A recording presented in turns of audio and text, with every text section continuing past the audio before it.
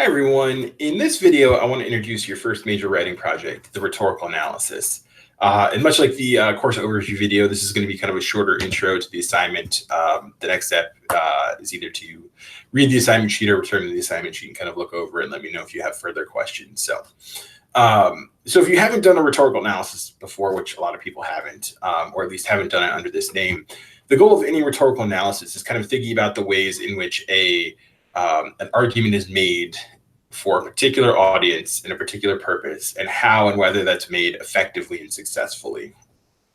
So this could be something like looking at an advertisement, thinking about what's it trying to sell, who's it reaching out to, and how does it make its case. It could be a persuasive speech, calling people to action, and again, kind of thinking about who the audience is, what action is trying to be proposed, and how people are or aren't getting kind of invested in that. So that's kind of the very basic idea of a rhetorical analysis. And as you're working through this first unit, you'll get more into some of the aspects like the rhetorical appeals, fallacies of argument, things like that.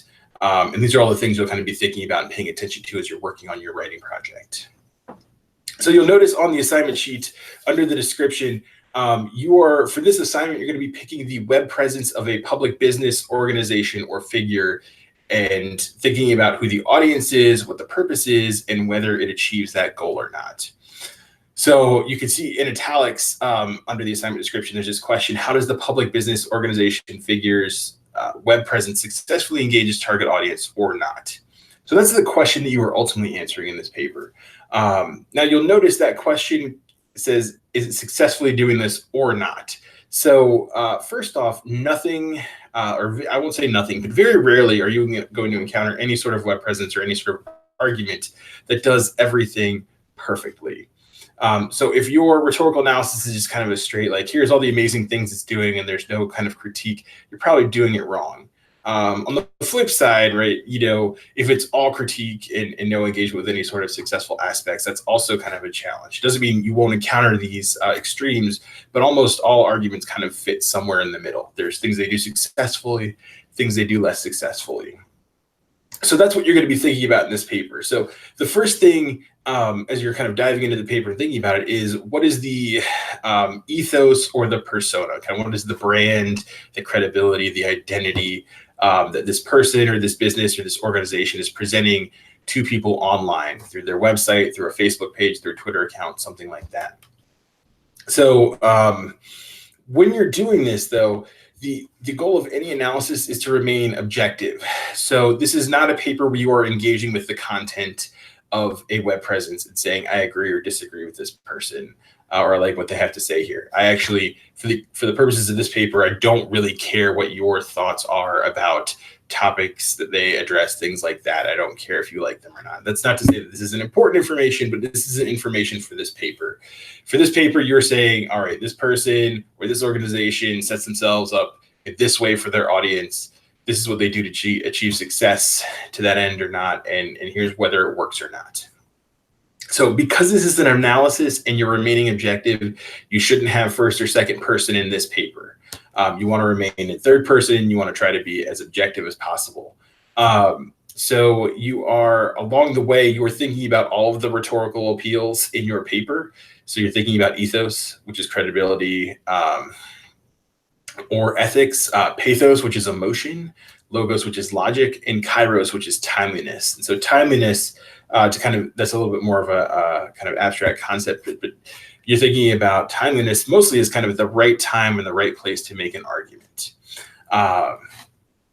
So the paper shouldn't be structured around the appeals per se. So it shouldn't be a paragraph that talks about ethos, pathos, logos, and kairos, but instead you should be looking at different elements, strategies, examples. So if you're looking at somebody's Facebook page, you want to look at examples of different practices and strategies they use. If you're looking at a website, you want to look at different sections, think about the rhetorical work that each section is doing. You do not and should not try to cover all of the content on your web presence. You have to be selective. This is kind of part of any analysis where you're picking out elements that are worth talking about. So if you notice that there is you're looking at a Facebook account and 10 different posts might be different content, but are doing the same type of thing, you could talk about those as one single strategy. So Now, like I said, you need to talk about all the rhetorical appeals, and you also need to talk about if they aren't there. So if there's a lack of logos or pathos or kairos or ethos, why? In some cases, you don't need to have all four appeals. If I am a internet celebrity trying to sell a product, I'm probably going to lean heavily on my brand and emotion, and I'm not going to care as much about logic, or that logic is going to be very flimsy. Whereas if I'm presenting the evidence from a scientific study, right? Evidence is important, right? I need statistics, facts, details to support that. So a part of the work up front is thinking about what is the goal of this web presence, and what does it need to do, and what is it doing? So you also want to think a bit about kind of the design, right? If you're looking at a Facebook account or a Twitter account or an Instagram account, they don't have a choice about how that layout looks, right? That's kind of designed for them, but they have choices about the content. So you want to think about how they're using that content effectively. So you want to be looking at the elements of the presence, not just the layout or content, because like I said, on social media platforms, they don't have, the question isn't what are they doing, because all that content is kind of placed where it is, but how are they using those spaces? Sometimes they're doing it effectively, sometimes they're not. So you should be focused on what the presence, the organization, or the business is posting. So when you're looking at let's say if you choose to look at a Twitter account for this paper, I don't want you bringing in people's responses. I don't want you bringing in kind of somebody from, Joe Smith from Topeka, Arizona, what he had to say about the topic on Facebook. Like or Twitter. I don't really care about that. And you're bringing then more attention to those tweets than you should be. The only kind of place where this is okay is if you are doing, let's say, a celebrity or a politician or somebody, and they're engaging with another public figure or organization or business. That's fair game, right? Because these are all public. Whereas even if somebody's profile is public, they might not think it's going that far. So keep that in mind. You're focusing, your paper on the content from the organization, business, or public figure. So if you were doing, so just kind of a reminder here too, you're only looking at one of these things. You are not looking at all of them. So you shouldn't be looking at their Facebook page, their Twitter account, and their website. You're just picking one of those things. If you choose to look at a social media site, Twitter, Facebook, Instagram, you can go back as far as the beginning of the year. So January 1st, 2019 for content. So anything posted from in 2019 is fair game to talk about in the paper, but I want to kind of have you cut off there and not go farther back than that. That gives you about 5 solid months of content. So if you're looking at a website, everything is fair game on the website, but again, you want to be selective. You probably don't need to talk about every single thing they have on their website. So to get into a little bit more about the guidelines and specifics for the paper. So this is, the paper should be at least 1,500 words in the body of the paper, which means your title, your MLA header, your works cited page, none of those count for or against your word count. I'm looking at the body of the paper. I asked that it's generally in 12-point Times New Roman calligraphy font, double space, 1-inch margins, and you use proper MLA 8th edition documentation to cite all sources, and you have a works cited page. Speaking of sources, for this paper, you need to have 3 outside sources. And these need to be about the figure, person, business, organization that you are looking at. So they should be credible, informative sources that are helping you provide further background or context on the issue or the person. Another approach to this can be kind of fact checking. So checking the validity of claims, verifying sources or information, things like that they use. So, but really, this is a very research light paper. You should have, maybe one paraphrase or citation from each source in your paper, and that's it. It's really, those sources are meant to kind of provide a little more background information on the business, organization, or public figure. They definitely shouldn't be prominent in your paper. Most of your paper should be focused on breaking down and analyzing the content on the web presence that you see. So there are a couple of things that don't work for this paper. So opinion pieces like editorials or blog posts, encyclopedia entries, Wikipedia, bibliography, things like that. Kind of aggregate sites like Statista or Ballotopedia aren't really, strong sources. So, and you also can't, if you're looking at a website, their social media sources or their social media pages do not count as sources, or vice versa. If you're looking at somebody's Facebook page, their website does not count as an outside source. So you need to find 3 outside sources. And then you can kind of see the grading breakdown there. So the topic paragraph, which is 10 points, is basically just graded on whether you've done it or not. And I'll get you feedback on that the next day and make sure your topic's on the right track.